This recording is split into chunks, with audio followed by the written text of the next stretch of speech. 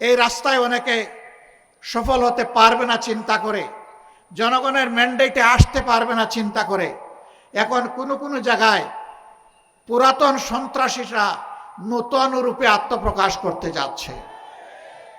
কোথাও আমাদের প্রচার মিছিলে গুলি চালানো হচ্ছে, কোথাও মা বোনদের উপর হামলা করা হচ্ছে, কোথাও আমাদের প্রচার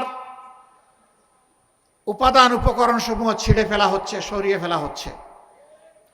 মা বোনদের উপরে আপনি যখন হামলা করবেন মনে রাখবেন ওই মায়ের সন্তান আছে, ভাই আছে, স্বামী আছে, তার ইজ্জতের উপরে হামলা করার পরে তারা বসে থাকবে না।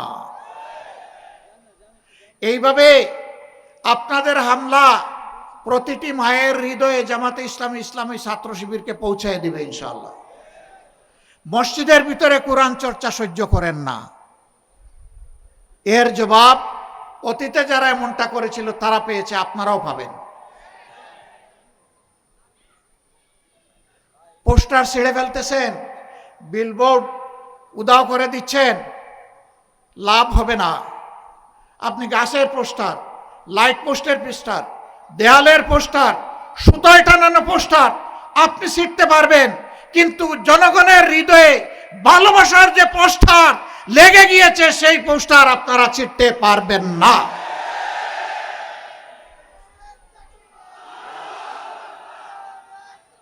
সম্মানিত ভাই ও বন্ধুগণ, বাংলাদেশে ৩০০টি আসন, বাংলাদেশ জামাতে ইসলামী দুর্নীতিমুক্ত, চাঁদাবাজ মুক্ত, যুবকদের স্বপ্নের বাংলাদেশ, এই প্রজন্মকে উপহার দেওয়ার জন্যে মহান আল্লাহর উপর ভরসা করে শপথ করেছে। আমাদের এই যাত্রা থামবে না। আমরা সরকারে গেলাম কি গেলাম না এটি বড় বিষয় নয়, আমরা জনগণের প্রয়োজনে পাশে থাকতে পারলাম কি পারলাম না এটাই বিষয়।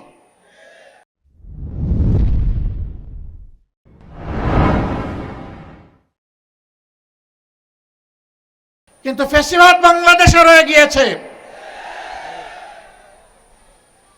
ফ্যাসিবাদীদের কিছু লক্ষণ আছে।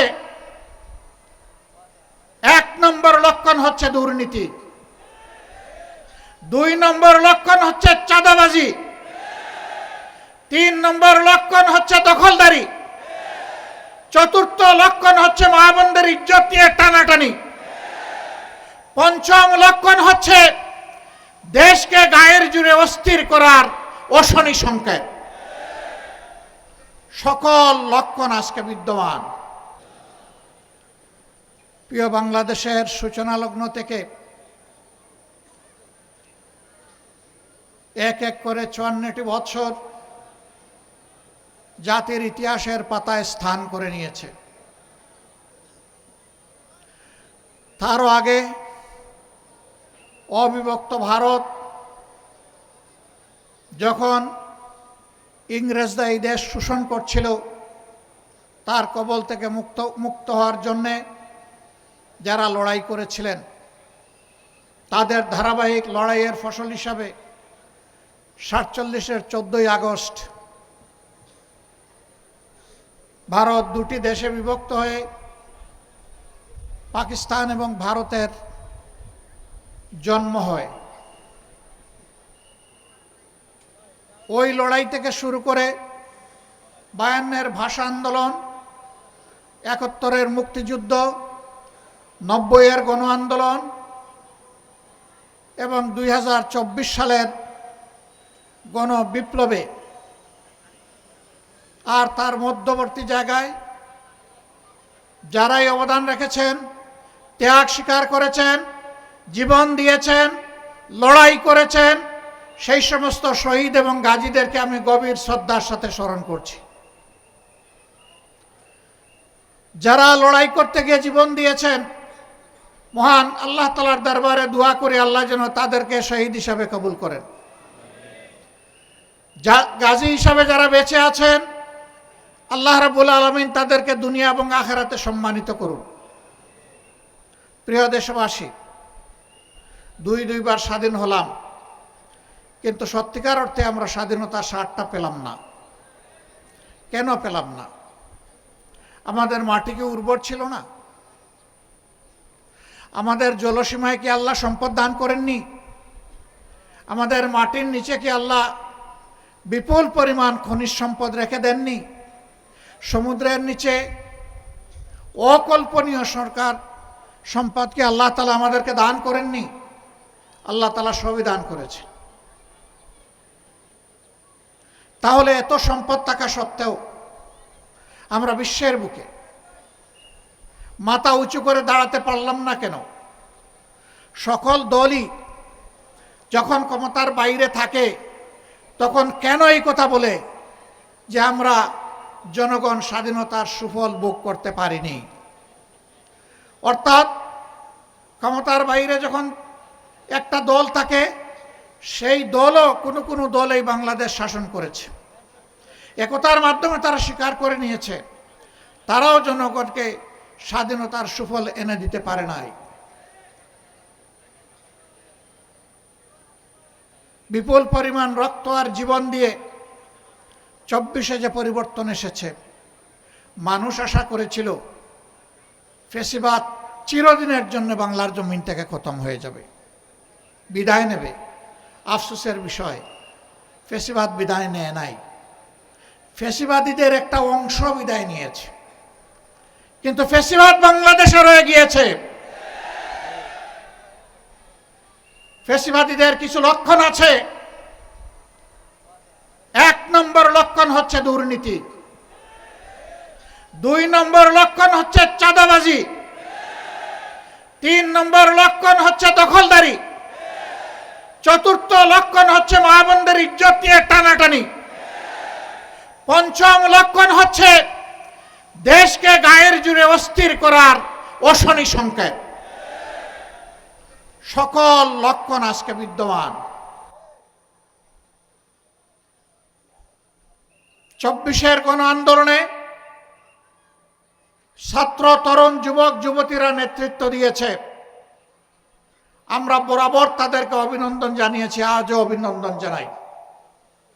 তাদের নেতৃত্বে বাংলাদেশে শিশু থেকে বৃদ্ধ, নারী থেকে পুরুষ, সকল শ্রেণী পেশার মানুষ জীবন বাজি রেখে খোলা গুলি এবং আগুনের মুখে তারা লড়াই করেছিল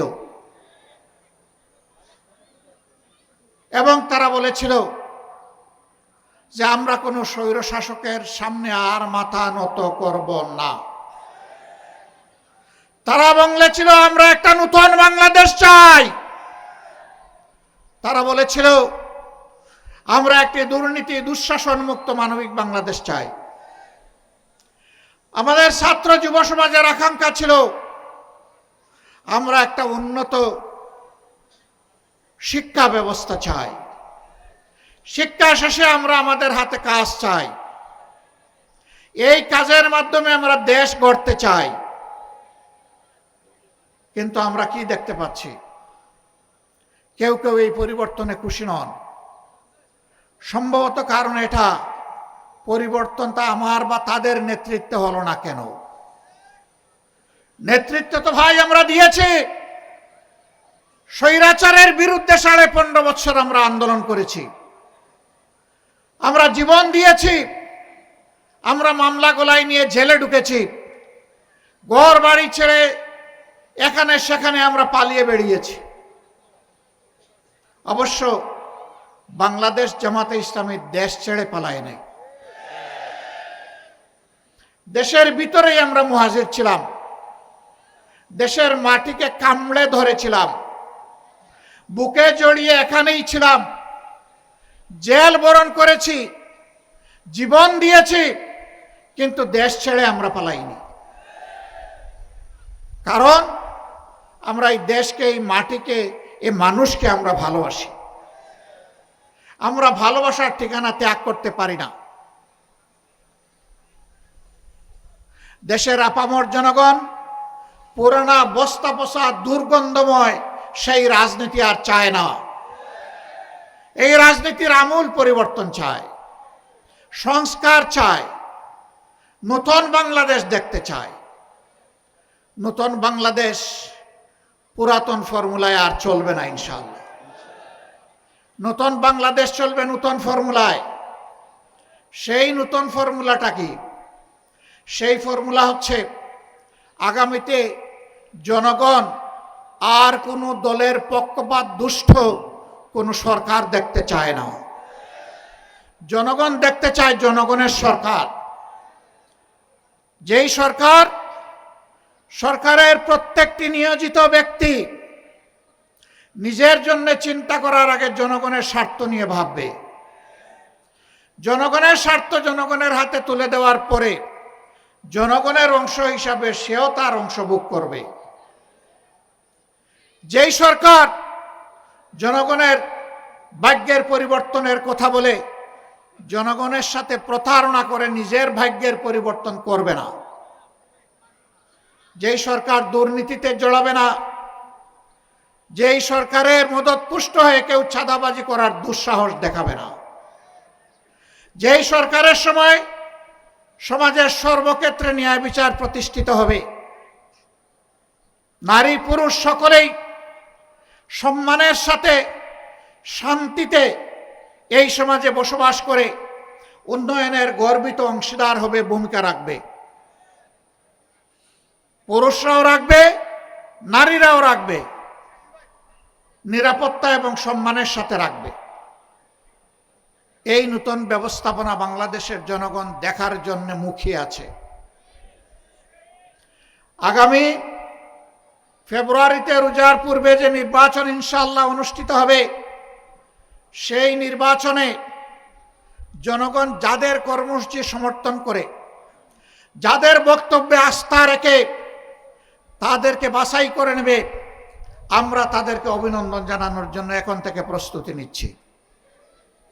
যদি আমাদের দলকে জনগণ বেছে নেয়, আমরা সকল রাজনৈতিক দল এবং শক্তিকে আহ্বান জানাবো, আপনারাও আমাদেরকে সমর্থন দিবেন, অভিনন্দন জানাবেন এবং আপনাদেরকে সাথে নিয়েই আমরা দেশ গড়ব ইনশাআল্লাহ। কেউ কেউ ইতিমধ্যে বলেছেন তারা ফ্যাসিবাদ বিরোধী সকল দলকে সাথে নিয়ে যদি তারা নির্বাচিত হন তাহলে সরকার গড়বেন ইল্লা জামাতে ইসলামী, জামাতে ইসলামী ছাড়া। আমরা তাদেরকে বিনয়ের সাথে বলবো, জনগণ যদি মহান আল্লাহর ইচ্ছায় আমাদেরকে নির্বাচিত করে ইনশাআল্লাহ আমরা আপনাদেরকেও বাদ দিব না, সবাইকে সাথে নিয়ে আমরা দেশ গড়ব ইনশাআল্লাহ। আমরা বিভক্ত জাতি আর দেখতে চাই না। জাতিকে যারা বিভক্ত করে তারা জাতির দুশ্মন। আমরা ওই দুশ্মনের রাজনীতির চাষ আর বাংলাদেশে হতে দেব না। কিছু লোক প্রপাগান্ডা ছড়ায়, জামাতে ইসলামী তো কোনোদিন সরকার চালায় নাই। এখন এই সংকটময় মুহূর্তে যদি জনগণ জামাতকে ভোট দিয়ে সরকার গঠনের সুযোগ দেয় তাহলে তাদের তো অভিজ্ঞতা নাই, তারা দেশ চালাবে কেমনে? হ্যাঁ, আমরা স্বীকার করি আমাদের অভিজ্ঞতা নাই। কোন অভিজ্ঞতা নাই জানেন? জনগণের সম্পদ চুরি করার অভিজ্ঞতা আমাদের নেই। দলীয় কর্মীদেরকে দিয়ে চাঁদাবাজি করার অভিজ্ঞতা আমাদের নেই। শিক্ষা প্রতিষ্ঠানগুলোতে গণরুম কায়েম করে টর্চার সেল গঠনের অভিজ্ঞতা আমাদের নেই। সর্বপর্যায়ে মাথা থেকে পায়ের পাতা দুর্নীতি করার অভিজ্ঞতা আমাদের নেই।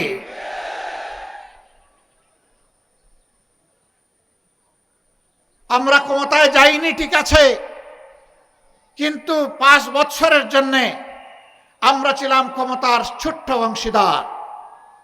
2001 থেকে 2006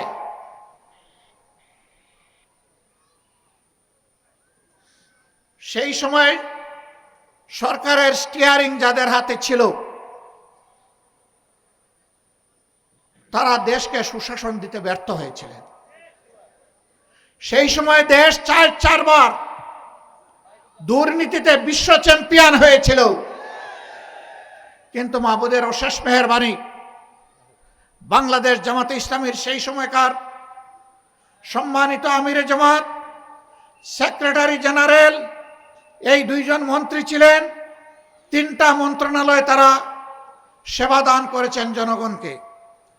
তাদের শাসনামল শেষে অনুবীক্ষণ যন্ত্র দিয়ে, টেলিস্কোপ দিয়ে তাদের কোনো দুর্নীতি স্বজনপ্রীতি ছিল কিনা তা আবিষ্কার করার জন্যে বিভিন্ন মহল ঝাঁপিয়ে পড়েছিল। আলহামদুলিল্লাহ, দুর্নীতির একটা সর্ষে দানাও তারা আবিষ্কার করতে পারে নাই। এই দুই মন্ত্রীর 4টা হাতের 20টা আঙ্গুল আল্লাহ তাআলা সম্পূর্ণভাবে পরিচ্ছন্ন রেখেছিলেন। তারা প্রমাণ করেছেন এই দুইটার সাথে আরো 10টা মন্ত্রণালয় যদি জামাতে ইসলামের লোকেরা পরিচালনার সেবা দেওয়ার সুযোগ পেতেন তাহলে 12টা মন্ত্রণালয় একই ধরনের পরিচালিত হতো, জনগণ উপকৃত হতো। তাদের এই সাফল্য দেখে যারা দুর্নীতিবাজ, যারা এই দেশের কল্যাণ চায় না, তারা শঙ্কিত হয়ে পড়েছিল। জামাত যদি এইভাবে এগিয়ে যায়, এই দেশে যদি সুশাসন সুবিচার প্রতিষ্ঠিত হয়, দুর্নীতিমুক্ত বাংলাদেশ যদি তৈরি হয়ে যায়, তাহলে সমাজে আর বিভাজনের রাজনীতির এই ব্যবসা চলবে না। সুতরাং যে কোনো মূল্যে জামাতকে বাংলাদেশের রাজনীতি থেকে অস্তিত্বহীন করে দিতে হবে। তারা সেই ষড়যন্ত্র শুরু করেছিলেন। 15.5 বছর ষড়যন্ত্রের বাস্তবায়নে এমন কোনো পদক্ষেপ নেই যা তারা নেননি। কিন্তু তাদের কোনো দুঃশাসনের সামনে, জুলুমের সামনে, অন্যায় আবদারের সামনে মহান আল্লাহ রাব্বুল আলামিন সাক্ষী, বাংলাদেশের 18 কোটি মানুষ সাক্ষী, বিশ্ববাসী সাক্ষী। জামাতে ইসলামের নেতৃবৃন্দ তো দূরের কথা, সাধারণ একজন সমর্থকও মাথা নত করে নাই। ইসলামী ছাত্র শিবিরের উপর তাণ্ডব চালানো হয়েছে, জীবন কেড়ে নেওয়া হয়েছে, পঙ্গু করা হয়েছে, তাদেরকে গুম করা হয়েছে, কিন্তু ইসলামী ছাত্র শিবির কারো কাছে মাথা নত করে নাই। শিক্ষা প্রতিষ্ঠানগুলো থেকে ইসলামী ছাত্র শিবিরকে নির্মূল বলে ঘোষণা দেওয়া হয়েছে। হ্যাঁ, মুখে মুখে যে ঘোষণা তারা দিয়েছিল, ছাত্র সমাজের বুকে বুকে তার ভিন্ন কিছু তৈরি হয়েছিল, যার প্রমাণ এই 5 আগস্টের বিপ্লব সাধিত হওয়ার পরে ইতিমধ্যে ঢাকা বিশ্ববিদ্যালয় সহ বাংলাদেশের 4টি বিশ্ববিদ্যালয়ে ছাত্র সংসদ নির্বাচন অনুষ্ঠিত হয়েছে। আল্লাহর অসীম মেহেরবানিতে ছাত্র এবং ছাত্রীদের ভালোবাসা সিক্ত হয়ে ইতিহাসের নতুন রেকর্ড তৈরি করে ইসলামী ছাত্র শিবির তারা সফলতা অর্জন করতে সক্ষম হয়েছে। অপপ্রচার করা হয়েছিল ছাত্র শিবির পারবে না, ছাত্র শিবির জিতবে না, ছাত্র শিবির জিতবে ফেসবুকে, বুটে জিতবে অমুক দল। এই অপপ্রচার করা হয় নাই? কেন জিতবে না? বলা হয়েছিল তরুণ যুব সমাজ এদের আদর্শ পছন্দ করে না, এদের কার্যকলাপ পছন্দ করে না, ছাত্রীরা তো একেবারেই না, নস্যি। এই ধরনের অপপ্রচার করা হয়েছিল। সকল অপপ্রচারের মুখে ছাই মেরে ছাত্র সমাজ, ছাত্রী সমাজ প্রমাণ করেছে ছাত্র শিবিরই তাদের আস্থার ঠিকানা। যখন এই সফল নির্বাচনগুলো হয়ে গেল, এই সফলতা দেখে আবার অনেকে দিশাহারা হয়ে পড়ল। এবার জিকির শুরু হলো। এই নির্বাচনের কোনো প্রভাব জাতীয় নির্বাচনে পড়বে না। সাংবাদিকরা আমাকে জিজ্ঞেস করে, আপনারা কি মনে করেন? আমি বললাম যে নির্বাচনের কোনো প্রভাব জাতীয় নির্বাচনে পড়বে না, সেই বিষয়ে আমাকে কেন প্রশ্ন করে সময় নষ্ট করছেন? যার কোনো প্রভাব পড়বে না, এই প্রভাব পড়াটা যারা সহ্য করে না, তারা টেলিভিশনে টকশোতে গিয়ে প্রতিদিন প্রতি রাত এত জিকির কেন করছে? একথাই প্রমাণ করে যে সবার আগে এই সংসদ নির্বাচনগুলোর প্রভাব তাদের মগজের উপরে পড়েছে। আর তাই তার ইতিবাচক প্রভাব জনগণের হৃদয়ে পড়েছে। সম্মানিত বন্ধুগণ, এই রাস্তায় অনেকে সফল হতে পারবে না চিন্তা করে, জনগণের ম্যান্ডেটে আসতে পারবে না চিন্তা করে এখন কোনো জায়গায় পুরাতন সন্ত্রাসীরা নতুন রূপে আত্মপ্রকাশ করতে যাচ্ছে। কোথাও আমাদের প্রচার মিছিলে গুলি চালানো হচ্ছে, কোথাও মা বোনদের উপর হামলা করা হচ্ছে, কোথাও আমাদের প্রচার উপাদান উপকরণ সমূহ ছিঁড়ে ফেলা হচ্ছে, সরিয়ে ফেলা হচ্ছে। মা বোনদের উপরে আপনি যখন হামলা করবেন, মনে রাখবেন ওই মায়ের সন্তান আছে, ভাই আছে, স্বামী আছে। তার ইজ্জতের উপরে হামলা করার পরে তারা বসে থাকবে না। এইভাবে আপনাদের হামলা প্রতিটি মায়ের হৃদয়ে জামাতে ইসলামী ইসলামী ছাত্র শিবিরকে পৌঁছায় দিবে ইনশাআল্লাহ। মসজিদের ভিতরে কোরআন চর্চা সহ্য করেন না, এর জবাব অতীতে যারা এমনটা করেছিল তারা পেয়েছে, আপনারাও পাবেন। পোস্টার ছিঁড়ে ফেলতেছেন, বিলবোর্ড উদাও করে দিচ্ছেন, লাভ হবে না। আপনি গাছের পোস্টার, লাইট পোস্টের পোস্টার, দেয়ালের পোস্টার, সুতায় টানানো পোস্টার আপনি ছিঁড়তে পারবেন, কিন্তু জনগণের হৃদয়ে ভালোবাসার যে পোস্টার লেগে গিয়েছে সেই পোস্টার আপনারা ছিঁড়তে পারবেন না।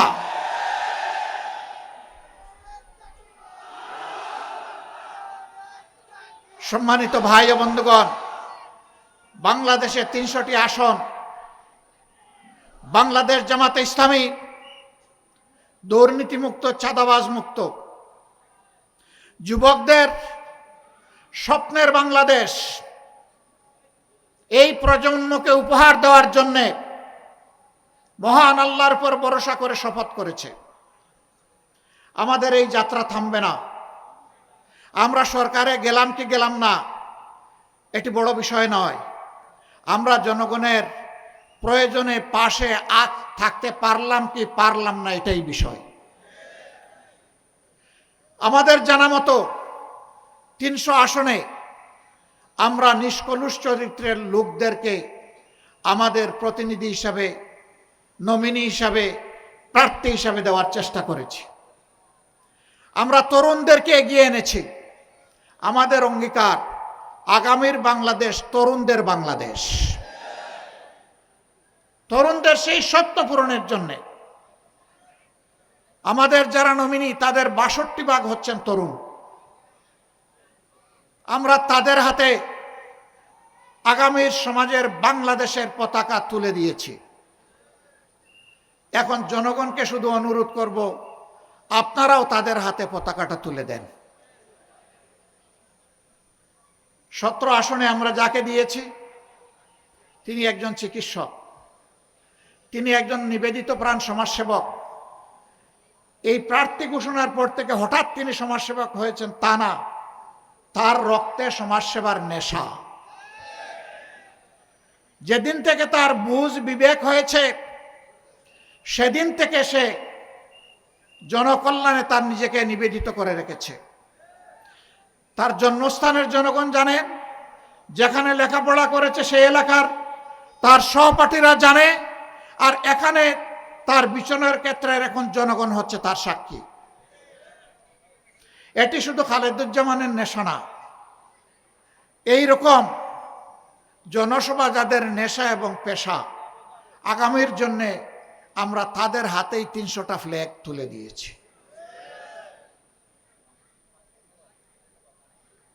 আমরা বিশ্বাস করি বাংলাদেশের শান্তিপ্রিয় জনগণ, আমাদের মা বোনেরা, তারা চান তাদের শিশুটি জন্ম নেওয়ার পরে তার প্রত্যেকটি অধিকার যেই সমাজ, যেই সরকার দিতে পারবে, তারা ওই সমাজ এবং ওই সরকারের জন্যই তারা অপেক্ষায় আছে। তার শিশুর স্বাস্থ্যসেবা, তার শিশুর বেড়ে ওঠার জন্য উপযুক্ত শিক্ষা, তার শিশুর জন্য নিরাপদ রাস্তা, তার শিশুর জন্য নিরাপদ শিক্ষা প্রতিষ্ঠান, এবং এরপরে শিশুর যখন ছাত্র জীবন শেষ হবে তখন তার শিশুর হাতে দেশ গড়ার কারিগরের চাবি তার শিশুর হাতে সমাজ যেন তুলে দেয়। আমরা কথা দিচ্ছি আমাদের পরিকল্পনা এভাবেই আগাবে ইনশাআল্লাহ। মাদের জন্য ভয়ভীতি দেখানো হচ্ছে। জামাতে ইসলামী ক্ষমতায় গেলে ওনারা ঘরের বাইরে কর্মক্ষেত্রে আর প্রবেশ করতে পারবেন না। আমি নিজে তার সাক্ষী। আমাকে আল্লাহ তাআলা একজন স্ত্রী দিয়েছেন, তিনি একজন চিকিৎসক ছিলেন, তিনি রোগীদেরকে সেবা দিয়েছেন। আমার দুটি মেয়ে, তারাও চিকিৎসক, তারাও তাদের সাধ্য অনুযায়ী সেবা দিবে। একটি ছেলে, সেও চিকিৎসক, সেও চেষ্টা করছে তার জায়গা থেকে মানুষকে সেবা দেওয়ার। আল্লাহ তাআলা আমাকে একটি মেডিকেল কলেজ এবং হাসপাতাল গড়ে তোলার সুযোগ দিয়েছিলেন। সেখানে যেমন নারীরা কাজ করে তেমন পুরুষেরা কাজ করে, যদিও সেই শিক্ষা প্রতিষ্ঠানটা কেবলমাত্র ছাত্রীদের জন্য ডেজিগনেটেড। আলহামদুলিল্লাহ, ওই শিক্ষা প্রতিষ্ঠানে, ওই হাসপাতালে যারা কাজ করে আমি গর্বিত। তারা অনেকে সরকারি চাকরি পেয়ে এখান থেকে একবার চলে গেছে, 4 মাস 1 বছর কাজ করার পরে আবার ফিরে এসছে, বলে স্যার আমার চাকরিটাকে ফিরে পাবো। কেন?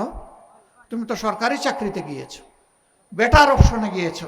মানুষ সরকারি চাকরির জন্য পায়ের জুতা ক্ষয় করে ফেলে, তুমি সেই চাকরি পেয়ে আবার এখানে ফিরে আসবা কেন? কয় স্যার ওখানে চাকরি আছে, পদ আছে, চেয়ার আছে, ওখানে সম্মান নাই স্যার, আমি সম্মানের জন্য ফিরে আসতে চাই। আমরা আমাদের কর্মচারীদেরকে কর্মচারী হিসাবে দেখি না, আমরা এই প্রতিষ্ঠানের অংশীদার হিসাবে দেখি। তারাও মানুষ, কোনো সময় ভুল করত। আল্লাহর কসম, আমি কখনো একজন পুরুষ কর্মচারীকে আরেকজন মানুষের সামনে কখনো বিচার করি নাই, শাসন করি নাই।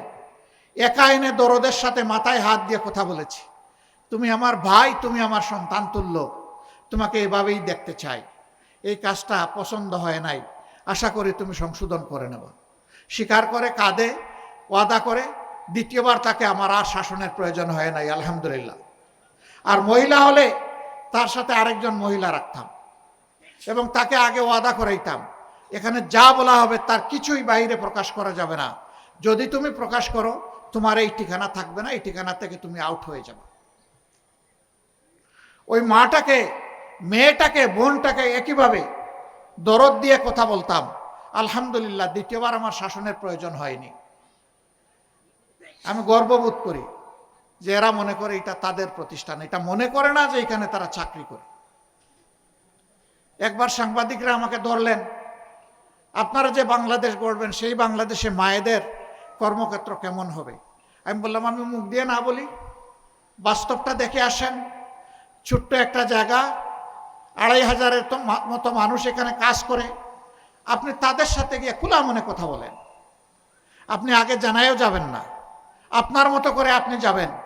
আপনি সাংবাদিক এটাও পরিচয় দেবেন না, না দিয়ে আপনি সাধারণ মানুষ হিসাবে খোঁজখবর নেন। এরপরে আপনার ইচ্ছা মতো আপনি রিপোর্ট লিখবেন। পত্রিকার প্রতিনিধি গিয়েছিলেন, তিনি এসে তার মতো করে এই রিপোর্ট লিখেছেন। সবাই বলেছে এটাই যদি জামাতে ইসলামের মডেল হয় তাহলে এই বাংলাদেশটাই আমরা চাই। মা বোনেরা বলেছেন এই বাংলাদেশ আমরা চাই। সম্মানিত ভাই বোনেরা, আমরা কথা দিচ্ছি, আমরা মুখে নয়, কর্মের মাধ্যমে ইনশাল্লাহ সকল অপপ্রচারের জবাব দেব। এই সমস্ত অপপ্রচার করে জনগণকে বিভ্রান্ত করার দিন শেষ। কেউ যেন আমরা না ভাবি যে আমি অন্যের চাইতে বেশি জ্ঞানী এবং চালাক। সবাইকে মনে করতে হবে আমার চেয়ে বাকি সব লোক জ্ঞানী এবং চালাক। চালাকি যিনি করবেন দরা তিনি খেয়ে যাবেন, তিনি পালাতে পারবেন না, জনগণের জালে বন্দী হয়ে যাবেন। আমরা আপনাদের কাছে খোলামেলা আহ্বান জানাতে চাই, আমরা মুখে যা বলি তার যদি বিপরীত আপনারা কিছু আমাদের মাঝে পান, আমাদেরকে সংশোধন করার জন্য পরামর্শ দেবেন। যদি আপনার পরামর্শ দেখেন যে কাজে লাগে নাই, আমাদেরকে ত্যাগ করবেন এবং ঘৃণা করবেন। আর যদি দেখেন আমাদের মধ্যে ভালো কিছু আছে এবং ভুল করলে আপনাদের পরামর্শ আমরা গ্রহণ করি, আমরা অবশ্যই আপনাদের ভালোবাসা পাওয়ার দাবিদার। কারণ আমরা বিশ্বাস করি জনগণ আমাদের চাইতে এই দেশকে কম ভালোবাসে না। এর প্রমাণ বাংলাদেশের জনগণ ইতিমধ্যে দিয়ে ফেলেছে। 5 আগস্ট পরিবর্তন হওয়ার পর 6, 7, 8 বাংলাদেশে কোনো সরকার ছিল না। আমি ঠিক বললাম না বেঠিক বললাম?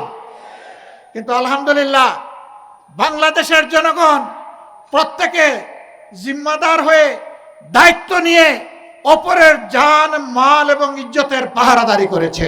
ব্যাংক লুট হয় নাই, সোনার দোকান লুট হয় নাই, বিভিন্ন বিজ্ঞানাগার লুট হয় নাই, মানুষের বাড়িতে ডাকাতি হয় নাই, চুরি হয় নাই, মানুষের জীবন নিয়ে কাড়াকাড়ি করা হয় নাই।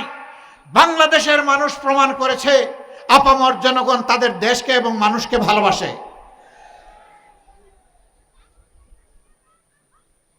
এই দায়িত্বশীল জনগণকে আমরা একটা দায়িত্বশীল সরকার উপহার দেব ইনশাআল্লাহ। এই সরকার পরিচালনা করতে গিয়ে দেশি বিদেশি কোনো শক্তির লাল চক্ষুকে আমরা পাত্তাই দেব না। আমাদের সরকার পরিচালনার যদি আল্লাহর ইচ্ছায়, জনগণের ভালোবাসায় আমরা সেই সুযোগ পাই, সরকার পরিচালনার ভিত্তি হবে আল্লাহকে ভয় করা, প্রকাশ্যে এবং গোপনে। আল্লাহকে যারা ভয় করবে, জনগণের সমস্ত আমানত তাদের কাছে নিরাপদ। জনগণকে তাদের অধিকার চেয়ে নিতে হবে না, সরকার বাধ্য থাকবে জনগণের অধিকার তাদের ঘরে পৌঁছে দিতে। এই ইতিহাস নতুন করে আমাদের রচনা করা লাগবে না। এটি আমাদের গর্বিত ইতিহাস, এটি আমাদের মদিনা কেন্দ্রিক শাসনের ইতিহাস। আমরা দল ধর্ম নির্বিশেষে সকল মানুষের জন্য সেই ইতিহাস রচনা করতে চাই। অনেকে আমাদেরকে কর্নার করার চেষ্টা করেন। বাংলাদেশ জামাতে ইসলামী যেহেতু কোরআন কেন্দ্রিক একটি দল, সেই কারণে অন্য ধর্মের লোকেরা তাদের হাতে নিরাপদ হবেন না। আমি মহান আল্লাহর উপর ভরসা করে চ্যালেঞ্জ দিলাম, 54 বছরের স্বাধীন বাংলাদেশে বাংলাদেশ জামাতে ইসলামীর কোন নেতা কোন অন্য ধর্মের লোকের উপর জুলুম করেছে, তার জমি দখল করেছে, তার ইজ্জতের উপর হাত দিয়েছে, তার সম্পদ লুণ্ঠন করেছে, সাহস থাকলে আমাদেরকে বলে দেন। আমরা সেই দুষ্ট লোক তৈরি করি না।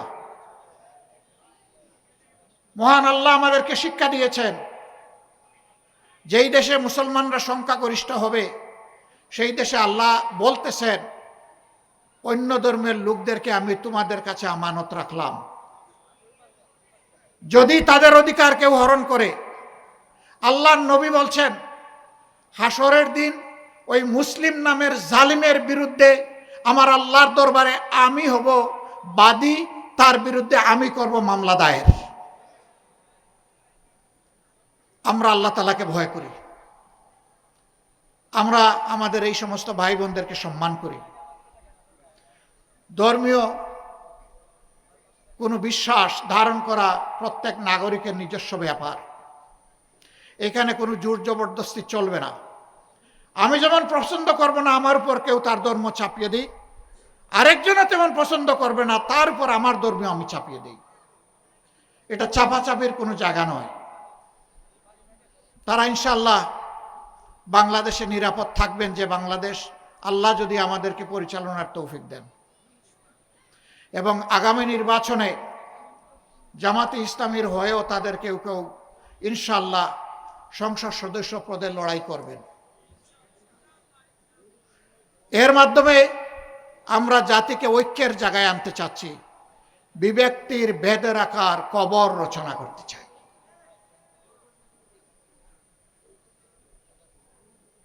সম্মানিত এলাকাবাসী, কথা অনেক হয়ে গেছে। আজকে জুমাবার, আমরা সবাই জুমার নামাজে শরীক হব।